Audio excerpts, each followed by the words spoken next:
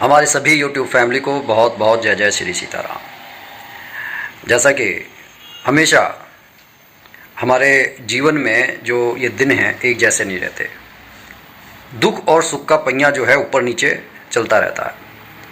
लेकिन कितना अच्छा हो कि अगर हमारे को पहले से ही मालूम हो कि जो करने के लिए हम काम जा रहे हैं उसमें सफलता मिल जाए, या फिर हमें कोई दुख है, कोई एंजाइटी है, कोई परेशानी है और हमें मालूम हो कि वो डायरेक्ट बात भगवान तक चली जाए और हमारा सारा दुख जो है वो शांत हो जाए। क्योंकि देखिए, दुख एकदम से ख़त्म नहीं होता। जैसे कोई चोट लग गई है, कोई घाव हो गया है, तो उसे कुछ ना कुछ टाइम लगेगा। तो आगे मैं एक फिल्म का सीन भी दिखाऊंगा छोटा सा, और उसके बाद में वो उपाय बताऊंगा कि हम किस तरीके से डायरेक्ट भगवान से जो है कनेक्ट कर सकते हैं अपने आप को। क्योंकि भगवान ने जब ये सृष्टि का निर्माण किया तब अपने आप ही बहुत सारी बातें हमारे को बताएं, लेकिन वो गुप्त रह गई। अब सबसे बड़ी जरूरी बात क्या है?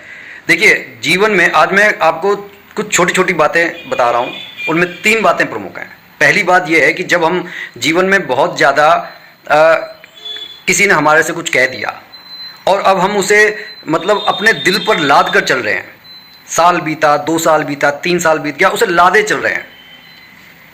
आप इमेजिन कीजिए कि हमारे लक्ष्य अगर बड़े हैं तो हमारे को उतना रिलैक्स रहना होगा, उतना आप देखें कोई पर्वत, कोई पहाड़ पर चढ़ रहा है तो वो कम वजन लेकर चलेगा, जरूरत वाली सामान लेकर चलेगा। लेकिन यहाँ पर क्या है कि मेरे से उसने ये कह दिया, मेरे से उसने ये कह दिया, यार मैं तो इतना लायक हूँ, मैं इतना पढ़ा लिखा हूँ, वो मेरे से ऐसे कैसे बात कर सकता है। मतलब तमाम बातें कहने का मतलब ये है कि वो हमारे क्रिएटिविटी को, वो हमारे जो कहते हैं ना उत्पादक क्षमता, उसे प्रभावित करता है और हम कहीं के नहीं रहते।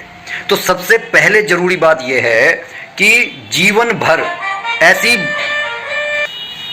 बातों में अपने समय को बर्बाद करने की बजाय हमारे को आगे बढ़ना है।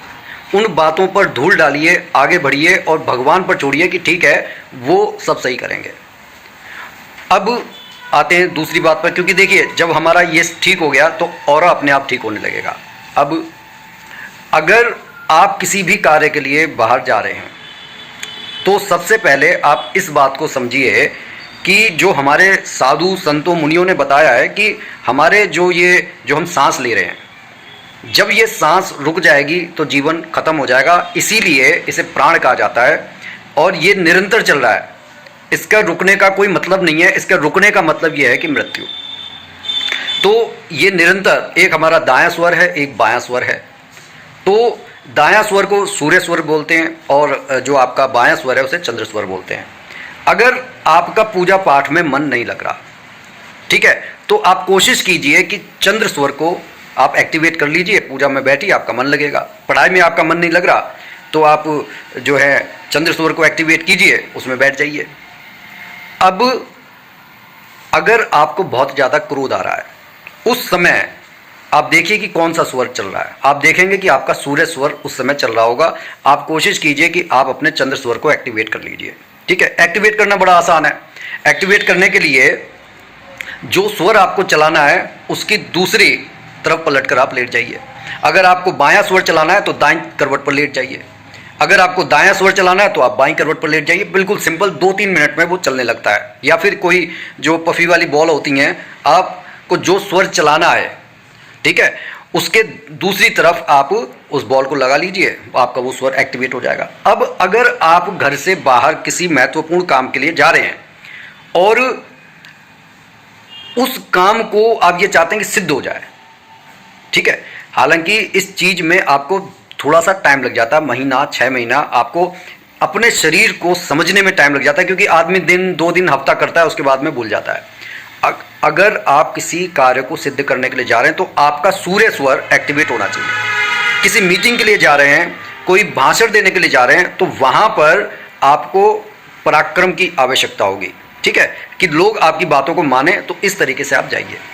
और महत्वपूर्ण चीज, अगर कोई शत्रु बांधा या फलाना ढिंका है, कोई आपकी बात नहीं मानता है, तो देखिए सुबह उठकर आप जो है धरती पर पैर रखने से पहले अपने सीधे हाथ से जो है 3 बार अपना तिलक करें। पहले धरती पर रगड़ें, इस अंगूठे को ऐसे रगड़ें, जो भी धूल हो उसे लगा लें, फिर दूसरी बार लगा लें, फिर तीसरी बार लगा लें और आराम से भगवान का नाम लेकर फिर उठें। जौन सा स्वर एक्टिवेट है उसी तरफ पैर रखकर आप उठें। आप देखेंगे कि धीरे धीरे से आपके जीवन में बहुत परिवर्तन आ रहा है। अब आदमी बहुत दुखी है, एंजाइटी है, नींद नहीं आ रही, परेशानी है, कोई सुनने वाला नहीं है। क्योंकि देखिए इस संसार में सारे, जैसे मैं बार बार कहता हूँ, सारे रिश्ते स्वार्थ पर टिके हुए हैं। ठीक है, अगर आपका मतलब निकलता होगा तो वो बंदा बात करेगा, अदरवाइज नहीं करेगा। तो परिवार में भी आजकल ऐसा होने लगा है। तो सबसे ज़रूरी बात जो है, आप किसी पीपल के पेड़ पर को पकड़कर आप अपनी सारी व्यथा कह डालिए।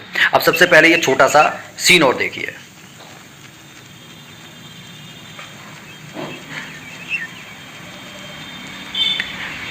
आप देख रहे हैं ये कोई नई बात नहीं है, कहीं ना कहीं पूर्वजों से ये चीज़ें हमारे को विरासत में मिली हैं। ठीक है, किस तरीके से वो व्यक्ति परेशान है और जब वो उस पेड़ से जाकर लिपटता है और अपनी सारी व्यथा कहकर हल्का हो जाता है। अब उसी समय जब हम अपनी व्यथा को कहते हैं, हमारी वाइब्स चेंज हो जाती हैं। अच्छा, अब इसके पीछे कारण क्या है? भगवान श्री कृष्ण खुद श्रीमद् भागवत गीता में कहते हैं कि मैं पेड़ों में पीपल का वृक्ष हूं, अश्वत्थ वृक्ष हूं। ठीक है, तो जैसे ही आप उस पेड़ से जाकर लिपटते हैं और चीखते हैं और अपनी बात कह देते हैं, उसी समय आपको रिलैक्स इसलिए मिलता है क्योंकि आपने स्वयं को जगत के पालनहार के सुपुर्द कर दिया है। ठीक है, तो ये बहुत लॉजिकल बातें हैं, इसे अपने जीवन में आप धारण करके देखिए, आपको निश्चित जो है इसके परिणाम मिलेंगे, अपेक्षित परिणाम मिलेंगे, बड़े सकारात्मक परिणाम मिलेंगे। तो इसको जीवन में, अच्छा कई बार क्या होता है कि आदमी छोटे छोटे उपायों से अपने जीवन में परिवर्तन लेकर आ सकता है, लेकिन वह विश्वास नहीं करता। क्योंकि देखिए कई बार फिर उसी बात पर आ जाते हैं, क्योंकि एक भ्रमजाल, एक माया हमारे चारों तरफ घूम रही है। अगर हम सही बात को पकड़ने की कोशिश भी करते हैं तो कोई तर्क और वितर्क ज़्यादातर पढ़े लिखे लोगों में आते हैं। अनपढ़ लोग कई बार बिल्कुल सफल हो जाते हैं, लेकिन पढ़े लिखे लोग तर्क में ही अटके रह जाते हैं। तो कोशिश कीजिए इन छोटी छोटी बातों को धारण कीजिएगा, क्योंकि इससे देखिए कोई नुकसान तो होने वाला नहीं है। ठीक है, लेकिन जब फायदा आप अपनी आंखों से देखेंगे तो आपको विश्वास करना पड़ेगा, ये मेरी गारंटी है।